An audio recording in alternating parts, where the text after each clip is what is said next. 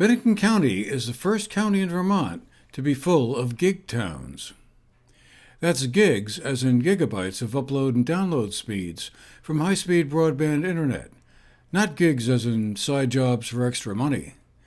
Fidium Fiber, a brand of Consolidated Communications, and the Southern Vermont Communications Union District celebrated a milestone at Bromley Mountain in Peru on Tuesday, August 8th. 14 towns in the county now have the opportunity for linking into high-speed fiber optic cable, and for residents, regardless of whether they live on main roads or side roads, can now access up to 2 gigabytes per second of download and upload speed. Certain hard-to-reach addresses will take a little longer and will have to wait until the lines and technicians reach them. But with the second of 3 phases of laying cable now well underway across the North Shire and southern parts of the county, more than 99% of the county's residents can, if they want, get on the list for service.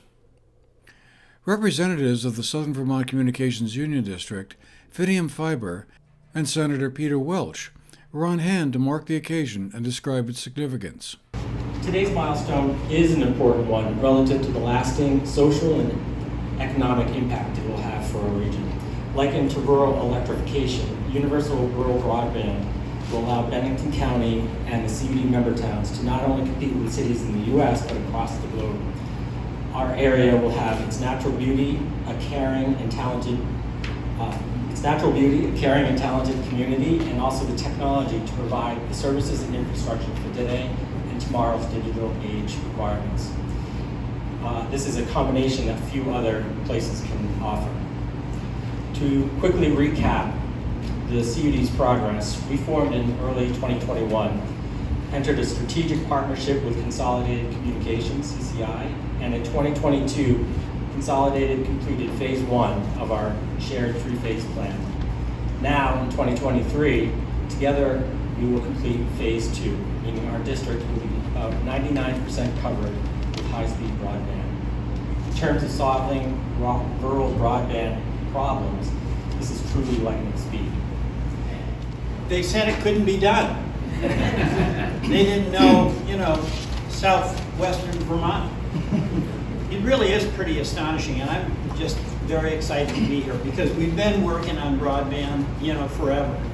Pre-COVID, when rural America was really being left behind, I remember when I started the Broadband Caucus, which ended up with about 20 Republicans and 20 Democrats, was when I went around Congress asking some of my colleagues from, really red districts, how's your broadband?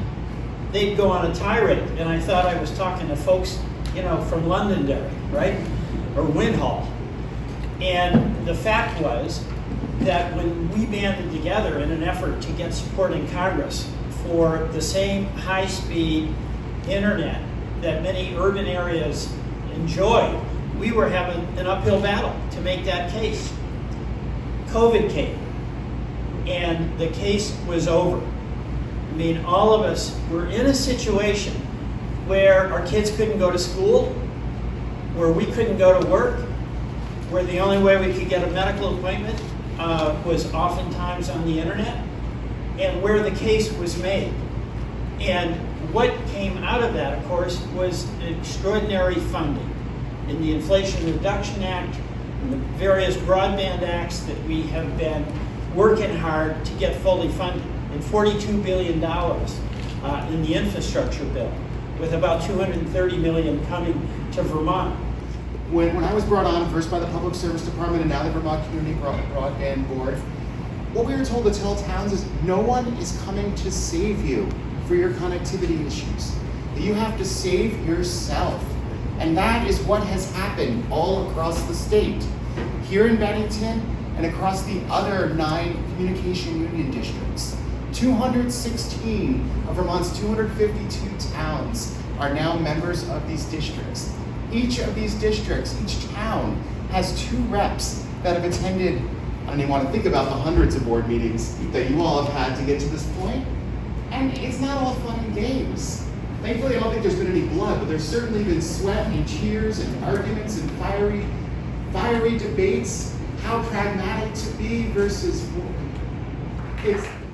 The symmetrical multi-gig speeds of our Fidium fiber is matched only by the speed at which Consolidated can build and deploy services to our communities in Vermont. To deliver our Fidium fiber internet service, Consolidated Communications built a multi-gig passive optical network to serve our communities in southern Vermont, including over 2,400 previously unserved homes.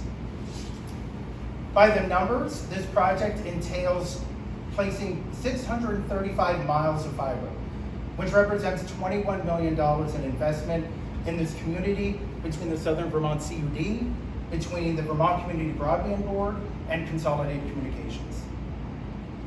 This all-fiber network will allow these 14 towns to grow and thrive in ways that you may not have imagined. With this new network, generations of residents can enjoy the beauty of this area without having to miss out on the myriad of opportunities that come with the best internet available. These communities will see new employment and economic opportunities. Fiber attracts new businesses and helps businesses grow. Fiber increases real estate values, improves educational access, and opens up a world of new employment opportunities. Our partnership with the Southern Vermont CUD is an incredible example of how collaboration is the key to reaching universal service as quickly as possible. We're proud to be your partner, and we look forward to continuing to build the future of broadband right here in Vermont. Currently, there are 9 communication union districts across the state, hoping to bring high-speed broadband service to their towns. Such service will either complement what is already being offered by other internet service providers, or go where such service has been limited because of the cost. An influx of federal dollars through several programs launched since the pandemic has helped make wiring up rural communities and side roads affordable, where it wasn't before. Well, what's really exciting to me is that when government is doing good things, it's building things that make a difference in communities. And then communities have the potential to come together and get stronger. So you had the partnership that I think is ideal. You had the federal government that has the resources, sent the money back to the community. The community at the local level has much more skill about implementation. And you had a lot of practical Vermonters getting together, and they successfully implemented the build out of broadband in these 14 communities. I mean, that's the way it should work, and it did.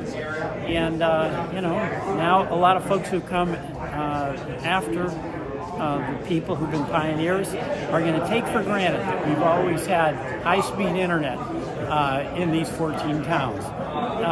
But the people here who did the work day in and day out, have the satisfaction of knowing that they did something not only for themselves and their communities, but for future generations. Afterwards, we had a chance to speak with Christine Holquist, the executive director of the newly established Vermont Community Broadband Board, to get her sense on how the progress towards the broadband build-out is going statewide. Yeah, I would say we're definitely on track. We're actually in the second year, and the first year was organizing, getting the grants out, getting the designs done, preparing for construction. It takes a lot of work to design these networks. So we're in the place now where we've got most of our CUDs in construction.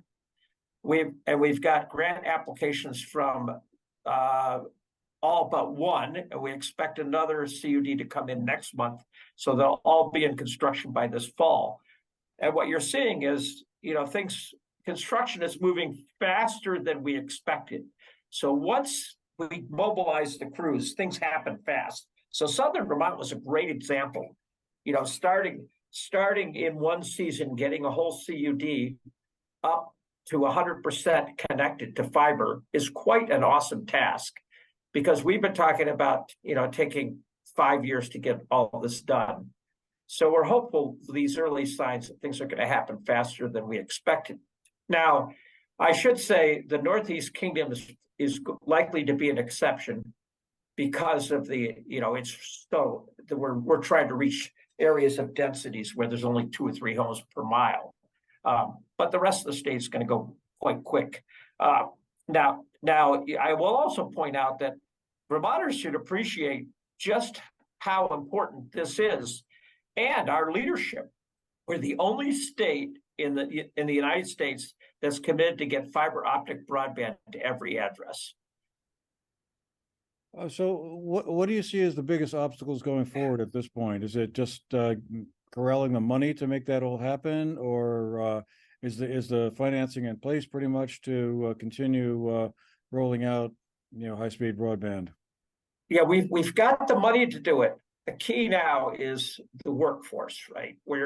This year we're not having workforce problems, but we're anticipating workforce problems starting next year, because there's $42.5 billion being pumped into the federal economy to build these networks nationwide.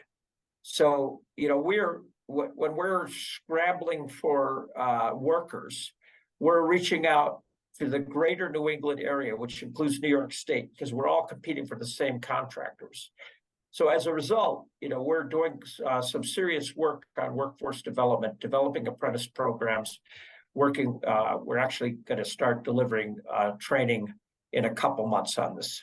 There's still a long way to go before reaching the goal of universal broadband, but in Bennington County at least, that goal is much further along than many might have thought only a few years ago. For the GNAT-TV News Project, I'm Andrew McKeever.